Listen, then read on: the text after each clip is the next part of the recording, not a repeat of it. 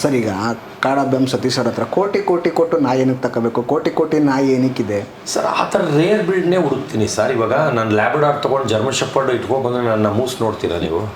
ನಾನು ಬಂದರೆ ಕಾಸು ಕೊಡ್ತೀರಾ ಫಂಕ್ಷನ್ಗೆ? ಈಗ ನಾನು ನಾಯಿ ಇಟ್ಕೊಂಡು ನಿಮ್ಮ ಸ್ಟೇಜಿಗೆ ಬಂದ್ರೆ ನೀವು ಕಾಸು ಕೊಡ್ತೀರಾ ನನಗೆ? ನನಗೆ 1 ಅವರ್ಗೆ 2.5 ಲಕ್ಷ ಕೊಡ್ತಾರೆ. 1 ಅವರ್ಗೆ 2 ಈಗ ಒಳಗಡೆ ಬಿಗ್ ಬಾಸ್ ಅವ್ರು ಮಾತಾಡ್ಕೊತಾ ಇದ್ರು ಎಲ್ಲ ಸೆಲೆಬ್ರಿಟಿಗಳು. ಅವ್ರು ಒಂದು ಫಂಕ್ಷನ್ ಹೋದ್ರೆ 30,000 ಅಂತ ಕೊಡೋದು ಅವ್ರಿಗೆ. ನಂಗೆ ಗೊತ್ತಿರಲಿಲ್ಲ. ಅಲ್ಲಿರೋರ್ಗೆ ಎಲ್ಲ ಹೊರಗಡೆ ಹೋದ್ಮೇಲೆ 30,000 ಚಾರ್ಜ್ ಮಾಡ್ತೀನಿ ಅಂತ ಮಾತಾಡ್ತಾ ಇದ್ರು. ಏನ್ ಸರ್ ನಾನು ನಾಯಿ ಮಾರೋರು ಚೀಪ್ ಮಾಡ್ತೀರಾ? ನನಗೆ 2.5 ಲಕ್ಷ ಕೊಡ್ತಾರಲ್ಲ ಸರ್ 1 ಅವರ್ಗೆ. ಓಳು ಬಂಡ್ಲು ಅಂದ್ರೆ ನಾನೆಲ್ಲ ಆಚೆ ಬಂದ್ಮೇಲೆ ವಿತ್ ಸ್ಲಿಪ್ ತೋರಿಸ್ತೀನಿ, ಮೆಸೇಜಸ್ ತೋರಿಸ್ತೀನಿ ನನಗೆ ಪೇಮೆಂಟ್ ಆಗಿರೋದು. ಈಗಾಗಲೇ ಕರಿಬಸಪ್ಪ ಅವ್ರು ಆಚೆ ಬಂದ್ರು. ಒಳಗೆ ಹೇಳಿದಾಗ ಅವರೆಲ್ಲ ಕಿಂಡಲ್ ಮಾಡ್ತಾ ಇದ್ರು. ಕರಿಬಸಪ್ಪ ಅವ್ರು ಕಿಂಡಲ್ ಮಾಡಿರ್ಲಿಲ್ಲ. ಅವ್ರಿಗೆ ಕುತೂಹಲ ಆಯ್ತು ತಿಳ್ಕೊಳಕ್ಕೆ ನನ್ನ ಬಗ್ಗೆ. ನನ್ಗೆ ಅವ್ರು ಯಾರು ಗೊತ್ತಿಲ್ಲ, ಅವ್ರಿಗೂ ನಾನು ಯಾರು ಗೊತ್ತಿರಲಿಲ್ಲ. ಆಚೆ ಬರ್ತಿದ್ದಂಗೆ ತಿಳ್ಕೊಂಡು ನಿನ್ನೆ ಕಾಲ್ ಮಾಡಿದ್ರು. ಸರ್ ಏನ್ ಸಾರ್ ಫೇಮಸ್ ನೀವು?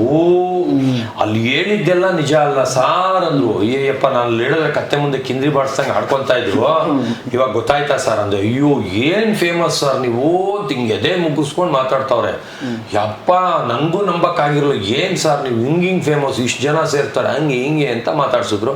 ನಾನು ಖುಷಿಯಾಗಿ ಚೆನ್ನಾಗಿ ಮಾತಾಡಿಸಿದೆ. ಆದರೆ ಇನ್ನೊಬ್ರು ವಿಜಯನ